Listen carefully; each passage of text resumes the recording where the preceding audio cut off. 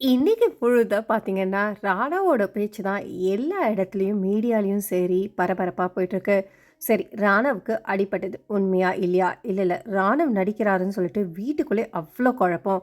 குழப்பம் மட்டும் இல்லாம, சௌந்தர்யாக்கு காலையிலேருந்து இதுதான் மண்டையில ஓடிட்டே இருக்கு. ராணவ் பண்ணது என்னால நம்பவே முடியல. சரி, ஆக மொத்தம் அவன்கிட்ட போய் சாரி கேட்கலான்னு போனாலுமே, அந்த சாரியுமே எடுபடல. அதனால எனக்கு பேசுறதுக்கு கொஞ்சம் கூடமே இஷ்டம் இல்லன்னு சொல்லிட்டு, ரயான் கிட்ட சொல்லிட்டு இருக்காங்க.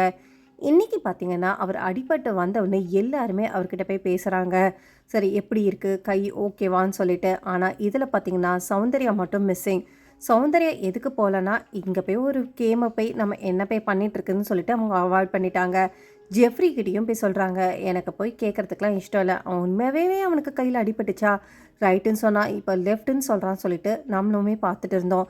அதே மாதிரி ரயான் கிட்டயும் சொல்லிட்டு இருக்காங்க, "இது எனக்கு எப்படி வெளியில போயிருக்கும்னு தெரியல. ஜெஃப்ரிக்கும், ராணுவுக்கும் ஒரு விஷயம் நடந்தது இல்லையா? அந்த வீக்கெண்ட் எபிசோட்ல நானுமே சரி, நீயும் எல்லாருமே நம்ம விஜய் சேதுபதி கிட்ட திட்டு வாங்கினோம். அது மாரி தப்பா போயிருக்கா? என்னை எப்படி போர்ட்ரேட் பண்ணியிருக்காங்கன்னு தெரியல. ஒருவேளை தப்பா போயிருந்தா அது என்னவா ஆகியிருக்கும்னு சொல்லிட்டு கேட்குறாங்க. அதுக்கு இவரு என்ன சொல்றாருன்னா, "போனது போச்சு. இதுக்கு மேல நம்மளால ஒண்ணுமே பேச முடியாது. அது எப்படி வெளியில போயிருக்கும், எப்படி போயிருக்கும்ன்றது நமக்கு இதுவரைக்கும் தெரியாது.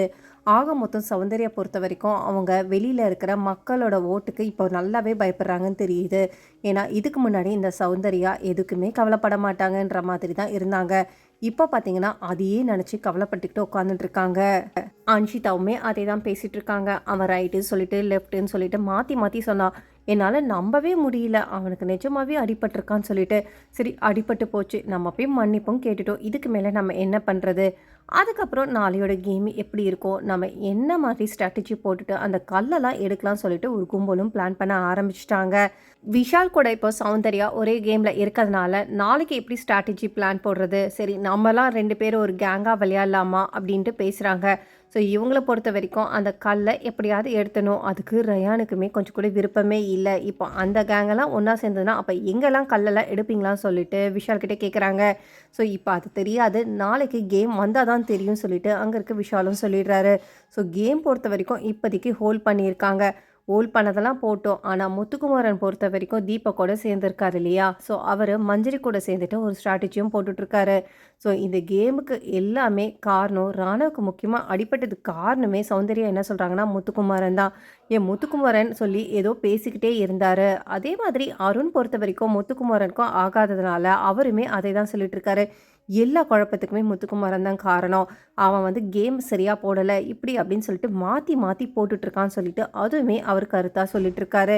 சரி, இதெல்லாம் விட இன்னைக்கு பார்த்தீங்கன்னா, எல்லா இடத்துலயுமே சௌந்தர்யா பத்தி தான் பேசிட்டு இருக்காங்க.